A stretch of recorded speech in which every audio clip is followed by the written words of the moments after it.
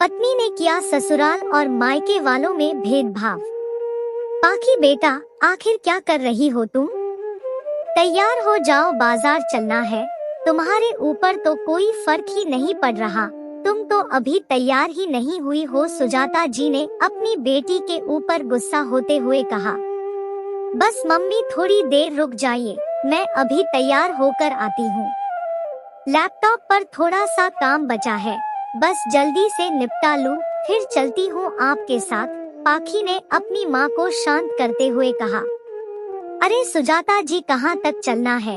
आज तो मेरी छुट्टी है, कहिए तो मैं साथ चल दूं। दिलीप जी ने अपनी पत्नी को नाराज देखकर उनके पास आकर कहा। दिलीप, अब आप ही देख लीजिए, शादी का घर है, 100 काम पड़े हैं और सारी जिम्मेदारी भी हमारे ही ऊपर है। 10 बार बाजार जाना पड़ता है और ये लड़की हर काम में पता नहीं कितनी देर लगाती है, किसी भी बात की जल्दबाजी ही नहीं समझती।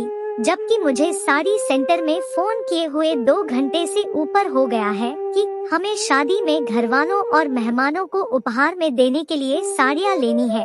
आप निकलवा कर रखिएगा, मैं थोड़ी देर में आती हूँ। लेकिन ये रानी साहिबा अभी तक तैयार भी नहीं हो पाई है। आपको पता है आजकल बाजार में भीड़ भी कितनी ज्यादा है, इसलिए मैंने इससे सुबह ही बोल दिया था। सुजाता जी बुरा सा मुंह बनाकर बोली। दरअसल सुजाता जी के बेटे नमन की शादी की तैयारियां जोर शोर से चल रही थी और अक्सर ही सुजाता जी काम की टेंशन लेकर परेशान हो जाती और सब पर गुस्सा करने लगती थी। दिलीप जी भी बैंक में काम करते थे और मार्च की क्लोजिंग होने की वजह से छुट्टी भी नहीं ले पा रहे थे।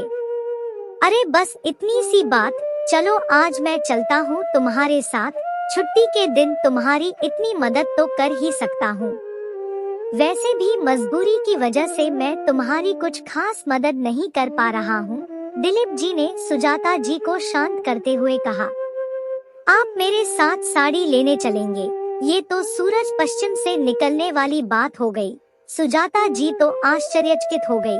सुजाता जी के साथ जाकर साड़ी वगैरह लाने में दिलीप जी को बिल्कुल इंटरेस्ट नहीं था और अगर कभी मजबूरी में उनके साथ गए भी तो वह दुकान के बाहर ही रुक जाते थे। क्यों नहीं चल सकता मैं तुम्हारे साथ? इतनी मदद तो मैं कर ही सकता हूँ। अरे भाई, जब हमारे बेटे की शादी है तो ये सब तो करना ही पड़ेगा।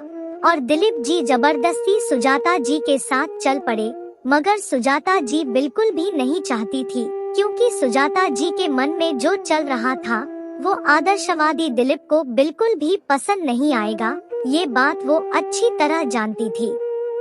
और तब तक पाखी भी तैयार होकर आ गई और वो भी उनके साथ चल पड़ी। सुजाता जी ने साड़ी सेंटर में जाकर सभी घर वालों, मतलब जेठानी, देवरानी और ननद सभी के लिए साड़ियाँ पसंद करके अलग कर ली। फिर दुकानदार से बोली, भैया अब कुछ इनसे महंगी और अच्छी साड़ियाँ दिखा दो, जो कुछ हटकर हो। सुजाता, ये महंगी और अच्छी साड़ियाँ किसके लिए? क्योंकि जो साड़ियाँ तुमने खरीदी है वो ऑलरेडी महंगी और अच्छी ही है। दिलीप जी चौंक कर बोले। अरे वो मैं अपने मायके वालों के लिए लूंगी, उन्हें थोड़ी ना मैं ऐसी साड़ियाँ दूंगी। अपने स्टेटस का ध्यान रखना है या नहीं? आखिर क्या सोचेंगे वो हमारे बारे में? सुजाता जी ने दिलीप को कम बुद्धि समझकर जवाब दिया। सुजाता, ऐसा क्यों कर रही हो तुम? क्या तुम्हें ये शोभा देगा? कामकाज में सभी को एक तराजू में तोलना चाहिए।